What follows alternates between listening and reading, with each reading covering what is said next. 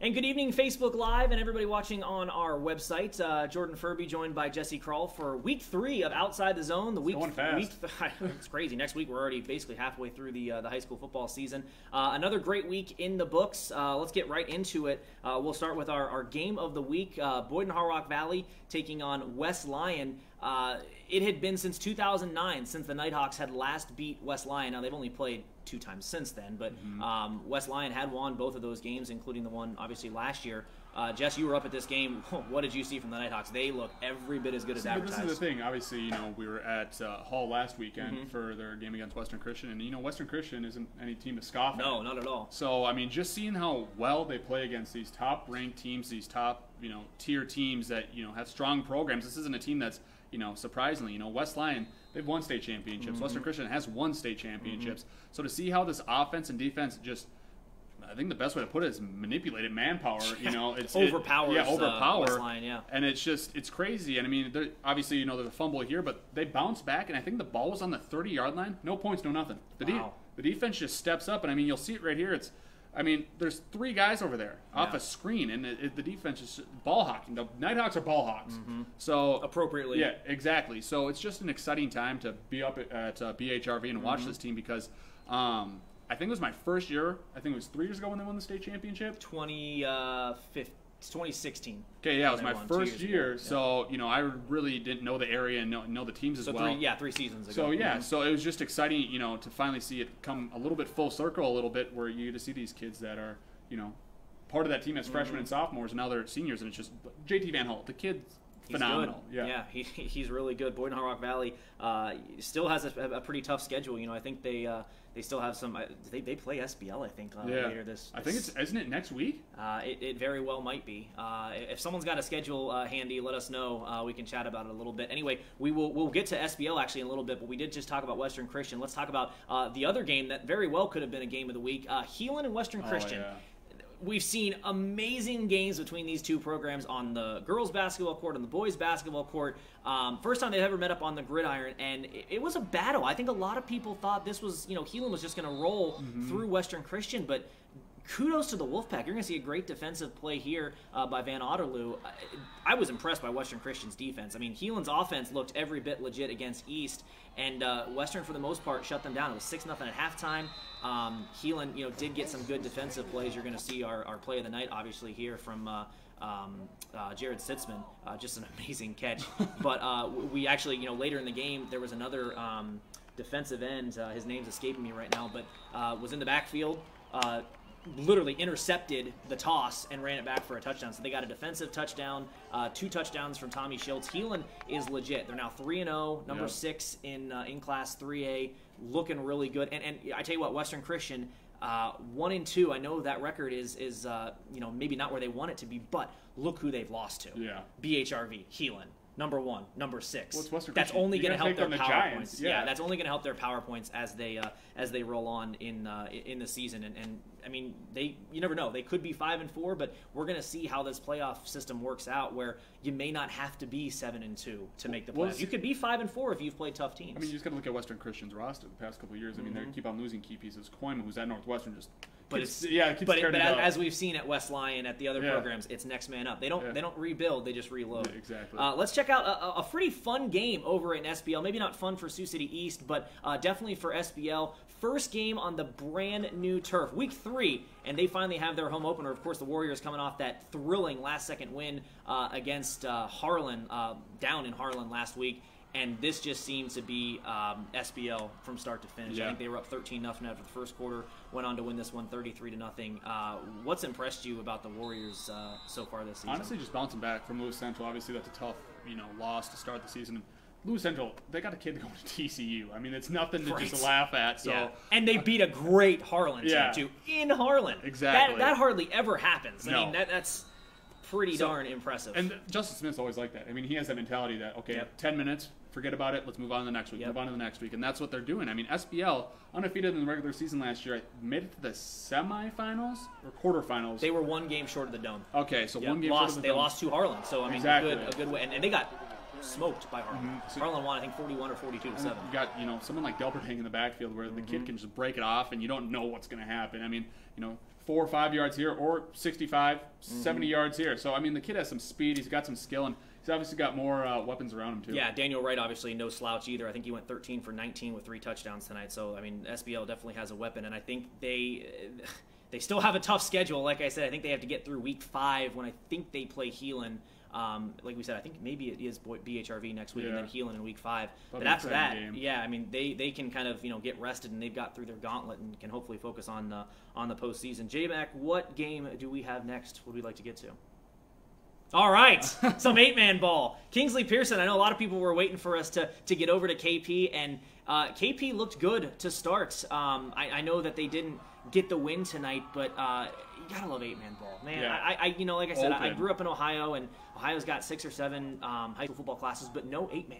And I know you covered 6-man in Nebraska, but 8-man is it's so much fun to watch. You can always kind of guarantee that you're going to get some points right away, and it's fun football. For those who say it's not football, you're wrong. It's fun football. Well, I don't know the rules directly, but in Nebraska, the quarterback, they can't throw it or that's in 6-man. Yeah. Isn't that fun? It's almost like when you played without a line in like the playground. And you had to do 1 Mississippi, 2 Mississippi before they could take off. But yeah, it's fun. I think both of these teams. I mean, Redmond St. Mary's, kudos to them. They lost a ton of talent from last year, making it to the Dome and falling to Don Bosco. But this could be a potential playoff match. We could see these two teams in the postseason here in a couple weeks, and it was fun. It was a good 8-man matchup there out in Kingsley, and looking forward to covering both teams later this year. All right, J-Mac, I think this is our final game we're going to get to, if I believe. And all right, Jess, this is another one of your games, so I'm just going to let you take it away. I was going to say, this was really exciting at Sioux Center, 21-0. I saw the score, I was like, all right, not surprised by West Sioux. And then I see this play, it's like, they're not backing down. The Warriors are definitely not backing down at Sioux Center. They're a solid team this year. Known more for basketball and volleyball. But yeah, West Sioux came out and they just came out firing too. And obviously Sioux Center, offense, they're like I said, solid. So you get a touchdown here and cut it to a 14-point game. But I was trying to get a cool cutaway here, and you can obviously tell, okay, cool cutaway, and then look what happens. You still got it. I still got it, and it's Lyon. And how about this? I mean, how many teams thought, okay, Lyon's gone, and I guess the 2A and some of the higher schools really didn't get a chance to see Lyon. It was Class A that he terrorized for 2 seasons, but they keep growing them up there in Hayward, and I think it's a big win for West Sioux. Obviously, they're making the jump from Class A to 1A, and they had a tough first game against BHRV, but everybody who's played BHRV has had tough games. So it's good to see West Sioux starting to really build some momentum. They still have some tough games coming up. I think they still got to play Western Christian. They still got to play West Lyon.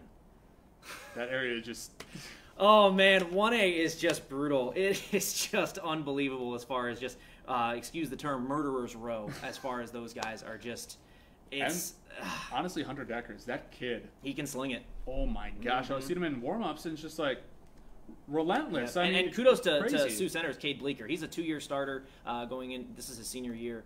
and he can throw the ball pretty darn well. Yeah, it was a great game tonight. Obviously, I couldn't spend as much time as I'd wanted to with the game of the week and everything. Got to get back here. Yeah, exactly. But I wish I could have stayed later. It would have been a great game to watch. Absolutely. So, well, let's talk a little bit of college ball if we have a couple of seconds. Obviously, some big games coming up tomorrow. That wraps up week 3 of high school football. We go into week 4 next week, and some big games. Jesse, of course, we'll talk about our 2 game of the week nominees coming up tomorrow. You can vote on that, and we'll head wherever you vote. But coming up tomorrow, 2 big games, obviously, on the FBS level. You got Nebraska hosting Colorado, the old rivalry back to the Big 7, Big 8, Big 12. Huskers on a 3-game win streak against the Buffs.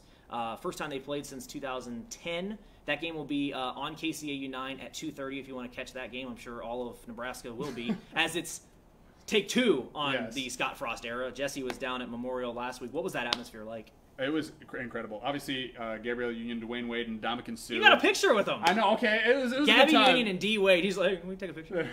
So yeah, it was the atmosphere. I mean, you saw players, or excuse me, celebrities that it's like, you're just kind of baffled. Now that was your first time at Memorial, right? Now, okay. I've been to Madison before, and I thought that was a college town. But I think the thing that's different, I think, about Memorial now that everybody is buzzing about Scott Frost was you didn't see D Wade, you didn't see Gabby Union, you didn't see Sioux. A lot of those guys. I mean, from what I heard, Tom Osborne stopped going to games last year when Mike Riley was there. So you're seeing the buzz, kind of come back. It's exciting. I'm not even a Nebraska fan, and it's exciting to watch. It honestly is. Down there, I was walking around. I go, see, if you had a different shirt on that was red, obviously I couldn't, wear red. Yeah. But you gotta be neutral. Yeah, you gotta be neutral a little bit, quote unquote. I don't even know who plays for Akron. Doesn't matter. Yeah. But if you didn't have a red shirt on, you're an outcast, and that it's so crazy down there. It's the reason they call it a sea of red, either in Lincoln or wherever they go to travel. Coming up tomorrow too, obviously the big Cyhawk battle, Iowa State in Kinnick. Matt Campbell looking for his first win as Cyclones head coach. Iowa looking to win their 4th game in a row. This would be the longest streak since they won 15 in a row from 83 to 98, I believe, or 97, because 98 was Hayden Fry's last year, and unfortunately they lost that one. So Matt Campbell, again, kind of facing what Nebraska faced. They got their game canceled last week, and they have to, come out with a tough one against their rival. Wasn't it a 3-point win or swing yet last year? Or what was the score of that game? It was 44-41 in overtime last year. The Hawkeyes came back and won that one. Our chief photog, J-Mac, is a big Hawkeyes fan. J-Mac, what are you thinking tomorrow? As someone who's involved in the rivalry. Well, first thing, I'm just cheering for our Siouxland kids. So that's right. Which ones? We got like 5 or 6 of them. Run away for sure on the kickoff return, and then hopefully Iowa is out very well in front to get the Paulsons and hopefully Newborg in there. That's right. That is the unfortunate part. Obviously, Levi Land and Paulson both saw some playing time last week with the suspensions with Tristan Wirfs and Newborg. And Newborg, of course, he saw some action as well. So hopefully in some rotations we can see our local guys get in there. But that game kicks off at 4 p.m. There's a couple other great games. Morningside and Northwestern both on the road tomorrow. Wayne State is home tomorrow. I believe so. No, they're on the road. My mistake. Wayne State volleyball is home. That's what I was thinking of. There's also some great high school volleyball coming up tomorrow. Anyway, Jesse will have all of that coming up for you this weekend. We want to thank you again for joining us here on Outside the Zone. Again, week 4 of the high school football season. Week 3 is in the books. Week 4 is coming up next week. We'll join you right back here next Friday at 11:05 or so to talk Outside the Zone.